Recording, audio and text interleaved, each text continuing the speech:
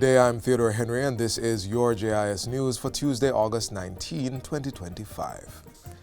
Following yesterday's successful nomination day activities, the Electoral Office of Jamaica, EOJ, says it will now intensify preparations for the Special Services Voting Day and General Election Day. This includes assigning symbols to the independent candidates, printing ballots, distributing supplies, and preparing polling stations. On Monday, 189 candidates were nominated to contest the general parliamentary election scheduled for Wednesday, September 3. Friday, August 29 is set as the Special Services Voting Day for members of the Jamaica Constabulary Force, Jamaica Defence Force, and Election Day workers.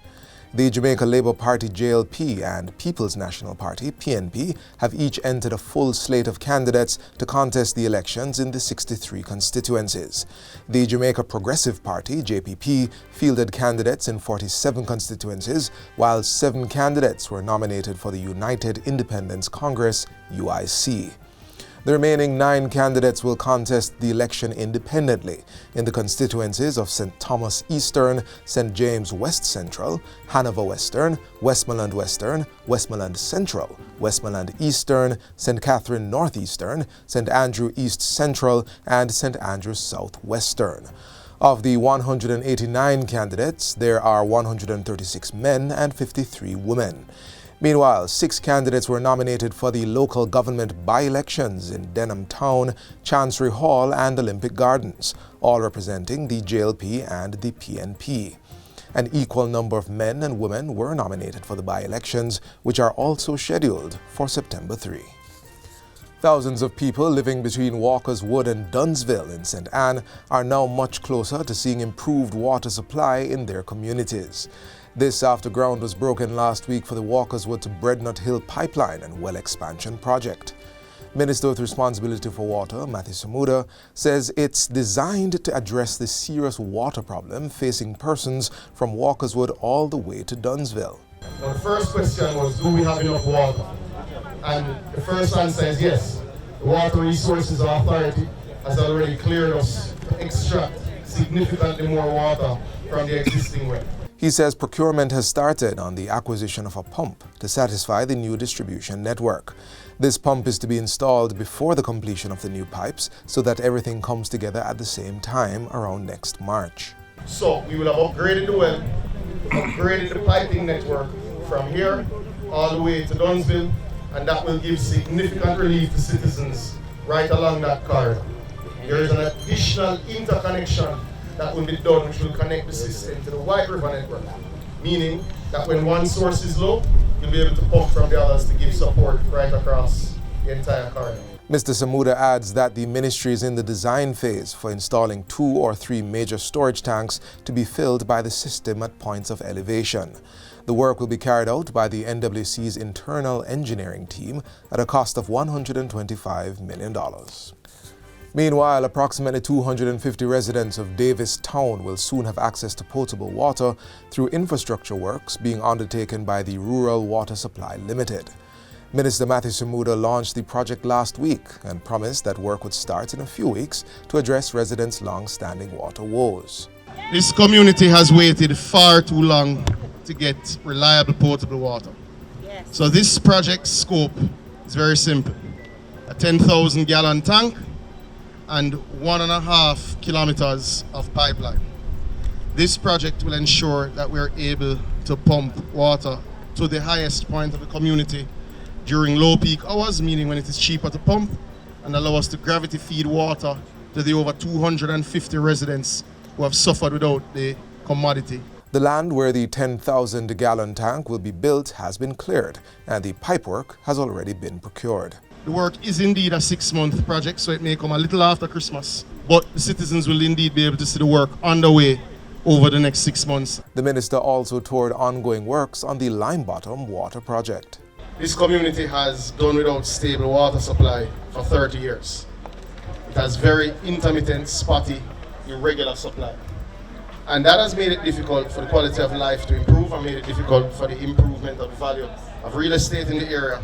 Phase 1 of the project was completed last year, and Minister Samuda says Phase 2 should be done sometime around Christmas this year. This project is a partnership from the Rural Water Supply Limited and indeed the National Water Commission, and we'll see some $35 million invested in 1.8 kilometers of pipeline. In related infrastructure news, the National Water Commission (NWC) has acquired 2 Vector jet trucks, which will be utilized in clearing blockages and cleaning sewer lines to keep stormwater systems flowing smoothly.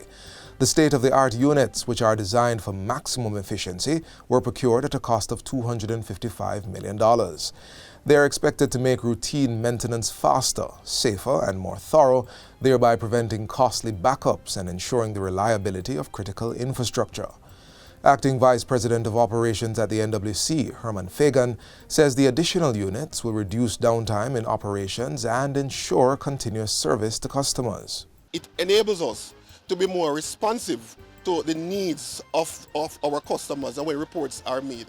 And we know we're talking about wastewater, and wastewater issues have to be resolved within a prescribed or the shortest time frame. Mr. Fagan explains that while the units will be deployed across the island, they will primarily be utilized in Kingston and St. Andrew, where most of the NWC network is located. The Vector jet trucks have a shelf life of about 15 years, and procurement is in progress for more. All 56 schools on the National School Learning and Intervention Plan, NSLIP, recorded improved performance in this year's CSEC English A exams, while 41 improved in mathematics.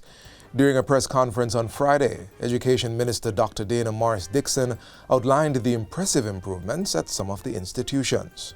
Charlie Smith High School, from 13.1% last year to 75% of their students passing English A. We have Bustamante High School, from 12.1% to 51.9%. We have Fair Prospect High School, 9.5% to 73.7%. Greater Portmore High School, from 21.3% to 78%. Merlene Otti High School, 19.2% to 85%. Glengoff High School, 16.7% to 82.8%. Among the high schools that saw improvements in mathematics were Edwin Allen, St. James, Cross Keys, Iona, Marcus Garvey Technical, and Kemps Hill. While welcoming the progress, the Education Minister stressed that more work must be done to raise pass rates even higher. We still have more work to do, but you see that our schools are making the effort. Our teachers are working hard.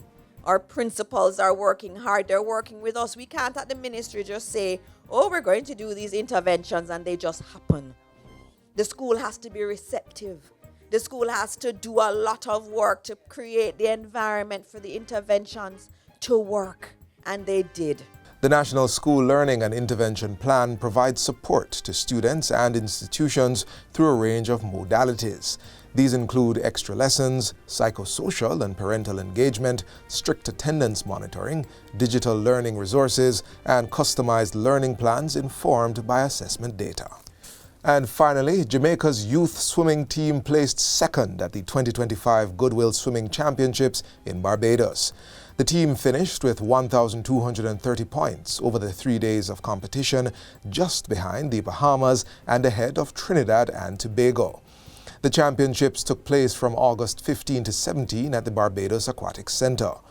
Before departing for the competition last Wednesday, Jamaica's 40-member team received $1.5 million in financial support from the Ministry of Sport through the Sports Development Foundation, SDF.